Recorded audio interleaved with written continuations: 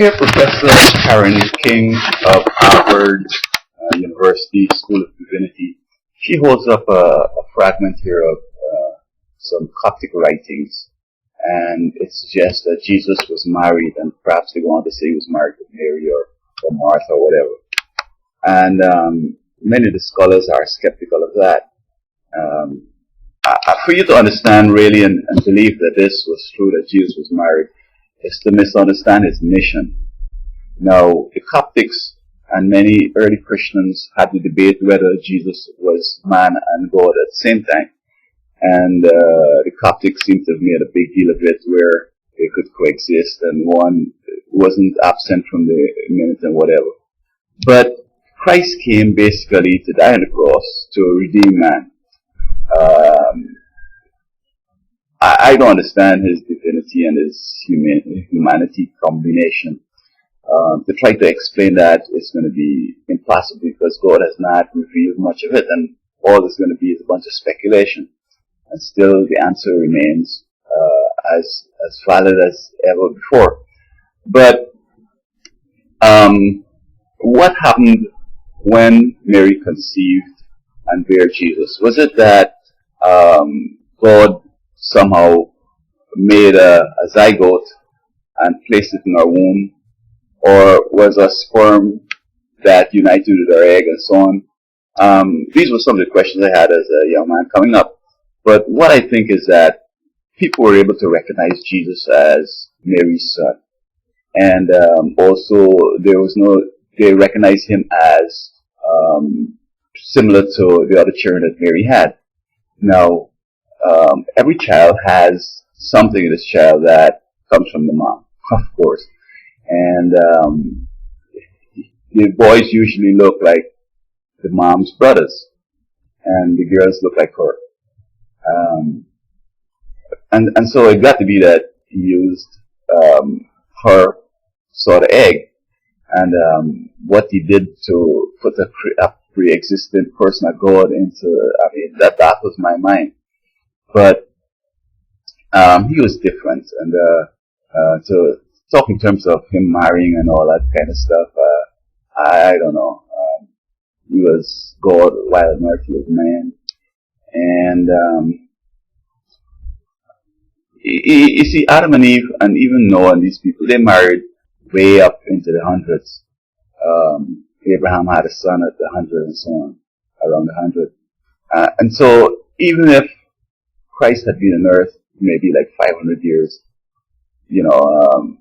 I don't think he came to be married, and I don't understand this whole deal, man. So I better skip on this right now. But there mightn't have been any urge, because he came in the whatever that Adam had.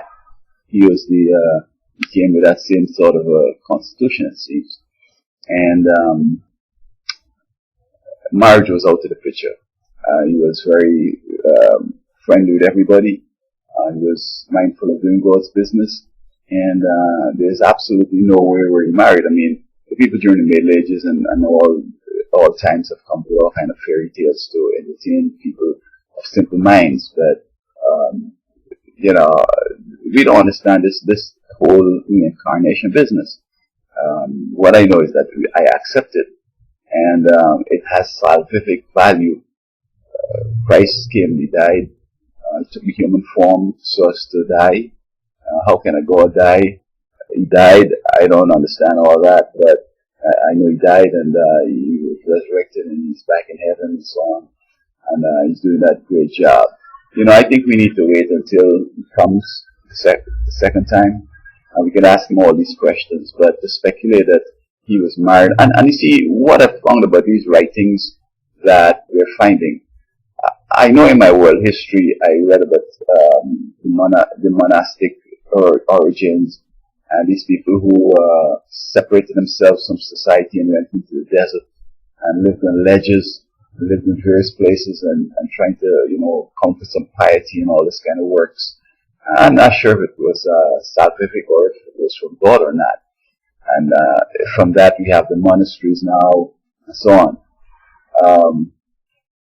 The Coptic Church It's history. I'm reading it over right now, and it's interesting. But I think they're making some serious omissions. I think it's not what they're trying to portray it as. And what I think happened here is some idle person living in some cave or in some rock wrote this thing and left it in the cave. And the funny thing is that writings that are found and seem to have been dated to hundreds of years in the past seem to have a lot of credibility and so on. But you just have to put it against the scripture. And scripture has not said that he married anybody. And even though the Catholic Church or the Catholic Church, it doesn't matter who said that he was married, the Bible stands and has spoken that, and that's the end of it. So I agree with this Professor King that it's very it's not something that we would want to accept and change right now. It never ever happened. He never married anybody, and that is not what he came here to do. He didn't come here to live. He came here to die, and he accomplished it and went back to heaven. I know the debate was with they asked Christ, I think, if one woman marries several brothers, whose wife she's going to be in heaven, and said, in heaven there's not going to be any marriage. We're going to be like angels. So he being God, there's no sex, there's no procreation, and so on. So I just think that this is a joke, and some idle monk who has nothing to do just write that and toss it, and then maybe discarded it, and then now we find things like, oh man, look at this, But no, Christ never married anybody.